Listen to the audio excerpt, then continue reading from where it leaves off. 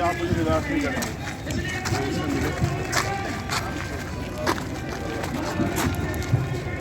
कहाँ है ऊपर है? तो आप सबको मार्गदर्शन करने का काम करेंगे। चंद्रशेखर भैया संघर्ष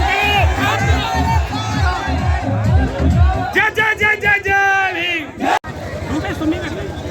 आज हम देवरान की घटना के लिए आए हैं। देवरान ही है ना,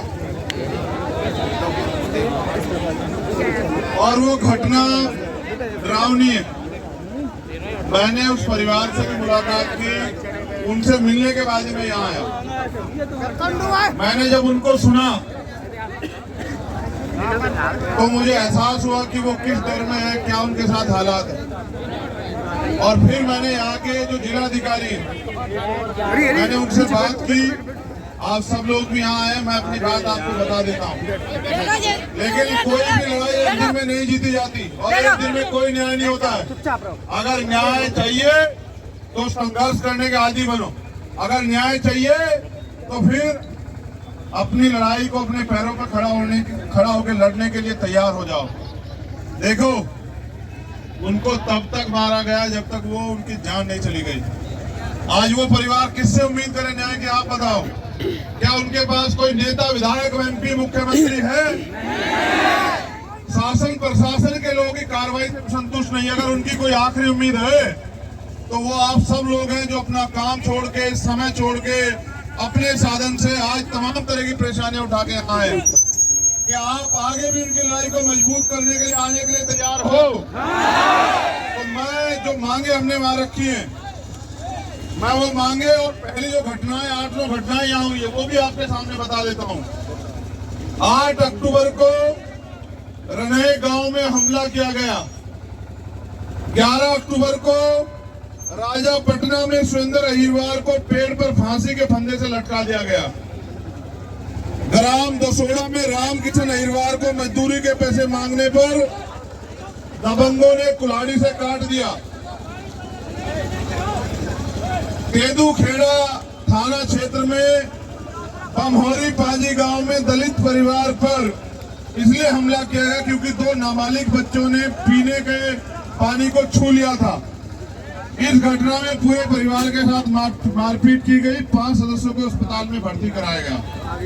गांव जेरड़ तहसील पथरिया में थ्रेसिंग कर रहे मजदूर वीरू अहिरवार को थ्रेसर में धक्का देकर जान से मारने का प्रयास किया, जिसमें उसका एक हाथ कट गया, जिस पर पुलिस ने अपराधी को अभी तक गिरफ्तार नहीं किया। ग्राम बरवासा में कल रात 7:30 बजे राजकुमार अहिरवार को गोली मार दी गई। उनके परिवार के 2 अन्य लोगों को घायल कर दिया गया। एक आरोपी गिरफ्तार हुआ है, बाकी 4 आरोपी हैं, अभी 3 आरोपी गिरफ्तार नहीं हुए। करसी उपज मंडी में दबंगों द्वारा किसान के साथ मारपीट। और ये सारी घटनाएं दमोह में हुई।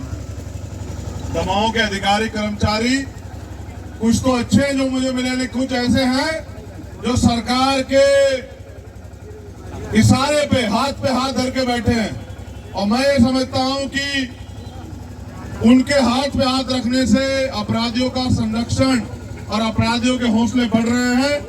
कल आने वाले समय में ये अपराध आपके साथ भी हो सकता है।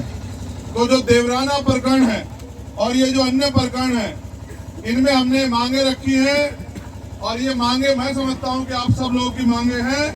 उनको एफआईआर में नामजद करके उनको जेल भेजा जाए। दूसरी, पीड़ित परिवार को 5 करोड़ रुपए का मुआवजा देके आर्थिक जो है मुआवजा सरकार उनको दे। मैं अपनी बात को रोकते हुए कह रहा हूं कि तालियां बजाने से और किसी को गालियां देने से काम नहीं चलेगा। सड़क पे आके संघर्ष करने के लिए तैयार हो जाइए।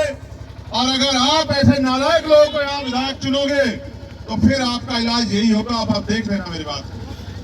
आपकी एक एक गलती आपकी आने वाली पीढ़ियों को उनकी कमर तोड़ देगी। आप ऐसे नालायक लोगों को अगर विधायक बना के भेजोगे तो आपके बच्चों के साथ ये अन्याय अत्याचार होगा।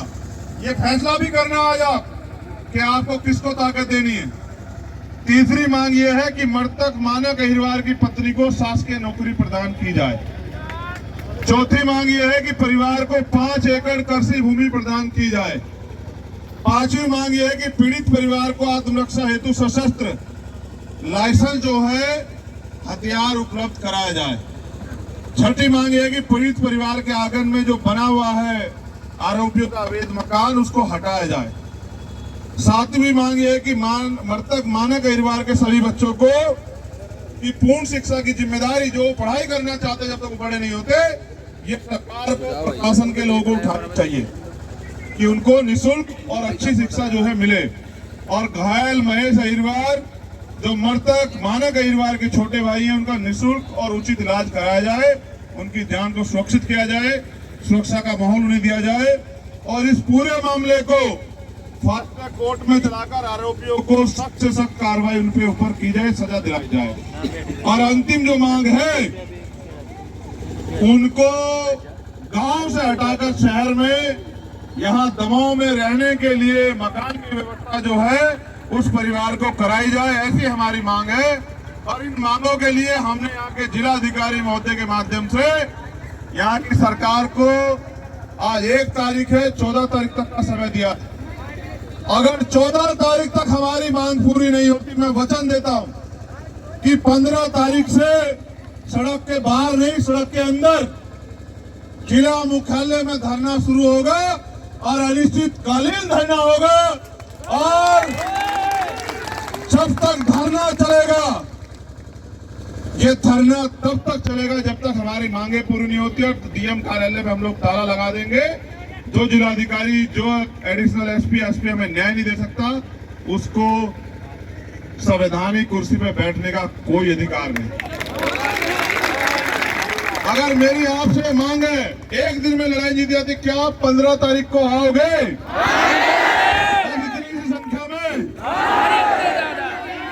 क्या बस इतनी सी संख्या में आओगे? वादा करो कि एक आदमी कम से कम 20 आदमी को तैयार करके लेके आएगा। आओगे नहीं आओगे बताओ? ऐसा तो नहीं मैं अकेला धरना देता रहूंगा। आओगे नहीं आओगे बताओ, वादा करो। तो फिर याद रखो कि आपके ऐलान के आगे मुख्यमंत्री भी झुकेंगे और आपकी मांगे पूरी होगी, वरना 15 तारीख की रोटी इसी जिला मुख्यालय में खाई जाएगी। मेरा आपसे वादा। आखिरी मेरा आपसे और है, आप क्योंकि न्याय की लड़ाई लड़ने आए, आपको संविधान का ज्यादा पालन करना है। पूरी जिम्मेदारी से अपने साधन का प्रयोग करते हुए आप जाएं और अपने घर पहुंचे और अगले आदेश का इंतजार करें। तैयारी करके रखें। अगर हमारी मांगे पूरी होती है तो भी 15 तारीख को यहाँ आएंगे, और अगर नहीं होती तो भी आएंगे। अगर पूरी हुई तो इनका धन्यवाद करने आएंगे, और अगर नहीं पूरी हुई तो आंदोलन करने आएंगे। ये वादा भी मैं आपसे कर रहा हूं। लेकिन अभी आपको घर जाना है जिम्मेदारी से, और आज से काम पे लग जाना है। 15 तारीख तक सारे मामलों में न्याय हो, इसलिए आपको अपने समाज को तैयार करना है और एक बड़ी संख्या में, लाखों की संख्या में जिला मुख्यालय पे आना।